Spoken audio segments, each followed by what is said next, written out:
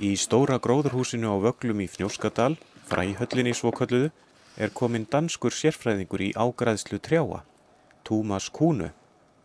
Heimsókn hans er liður í því starfi Brynjars Skúlasonar skógfræðings að kynbæta fjallaþinn og búa til yrki sem gefur falleg jólatré. Brynjar stundar doktorsnám í skógarðafræði við Kaupmannahafnarháskóla og viðfangsefnið er þynur. Valdir hafa verið fallegir fjallaþynnir á nokkrum stöðum á Íslandi og af þeim klipptir sprotar sem nú á að græða á grunnstofna eða fósturtré sömu tegundar. Trén verða svo ræktuð upp í gróðurhúsi og fyrsta fræuppskeran gæti komið eftir 5 ár eða svo, ef vel gengur. Fyrsta uppskera kynbættra jólatrjáa af fjallaþynni gæti þá orðið eftir 15 til 20 ár og þá gæti íslenskur fjallaþynnur farið að keppa fyrir alvöru við innfluttan Nordmannsþinn.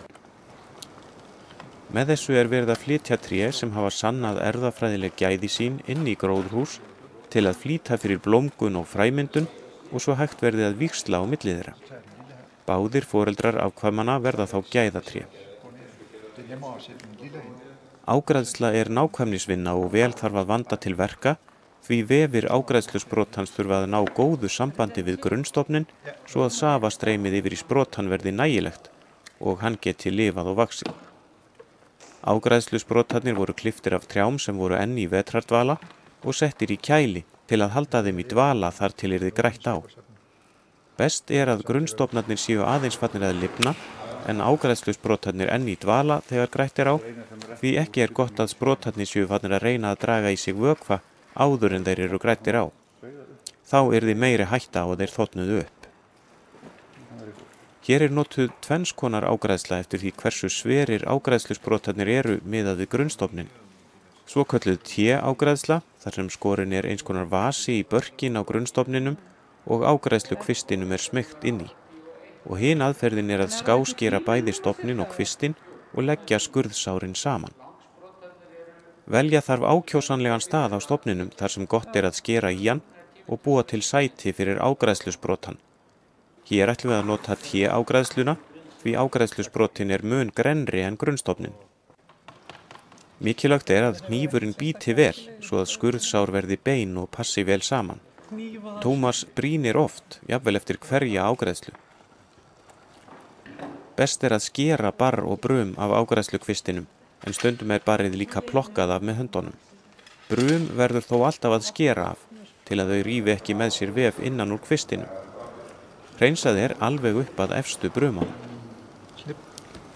Hér sjáum við hvernig Tómas sker einn lóðréttan skurð í stofn grunnstofnsins og síðan er berkinum flett upp báðum megin við skurðin, þó ekki meira en svo að pláss sé til að smeygja ágræðslukvistinum á milli. Skáskorið er varlega í kvistin og best að ná góðum skurði í fyrstu tilraun svo ekki þurfi að tálka. Kvisturinn situr vel í sárinu og til að halda öllu föstu er teygju vafið þétt utan stofnin. Mikilvægt er að ekki sé loft á milli, því það hindrar safaflæðið upp í sprotan. Loks er sárinu lokað með ágræðsluvaxi sem er blanda af trjákvoðu og bívaxi. Vaxið kemur í veg fyrir að kvisturinn þorni upp og drepist, en svo er líka mikilvægt að geyma plönturnar á hlýjum og rökum stað fyrstu vikurnar meðan allt er að gróa saman. Trén eru merkt svo að halda megi til haga hvaðan sprotin var sem græddur var á hvert og eitt tré og svo er trjánum komið fyrir undir akrildúk þar sem hægt verður að hafa eilítið hlýrra og rakara en annar staðar er í Fræhöllinni. Áðan sáum við það sem við kölluðum T-ágræðslu en hér erum við með ágræðslusprota sem er álíka sver og grunnstofnin. Þá er hvort tveggja skáskorið, stofnin og sprotin og sárin lögð saman.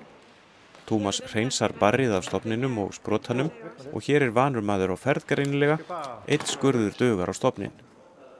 Svo er bara að leggja sprotan við og vefja teyjunni utanum.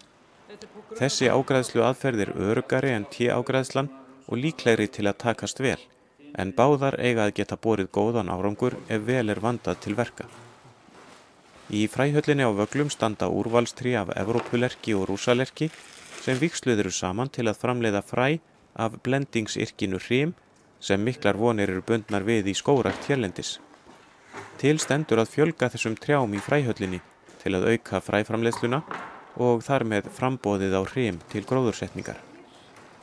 Þennan dag er verið að ágræða sprota sem teknir hafa verið af eldri trjánum í húsinu. Þeir verða græddir á grunnstofna af rúsalerki undir stjórn Þrastar Eysteinssonar skógarðafræðings sem hefur stýrt lerkikynbótunum frá upphafi. Lerkið er móttækilegra fyrir ágræðslu en þynurinn og afföll yfirleitt mun minni þegar grætt er á lerki heldur en þyn. Ársprotar lerkisins eru yfirleitt svo grannir til endana að klippa verður framan af þeim til að ágræðslusprotin verði nægilega sver. Það kemur ekki að sök, því lerkið er fljótt að mynda nýtt topprum. Í meginatriðum lítur lerki ágræðslan sömu lögmálum og af þyninum. Ef skurðurinn er góður og vefirnir falla vel saman, eru góðar líkur á að vel takist til.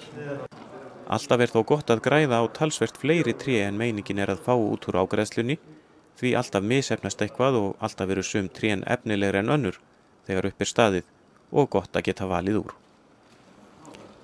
Kynbótastarf sem þetta er mikilvægt fyrir þróun skógræktar sem arðbærar atvinnugreinar á Íslandi.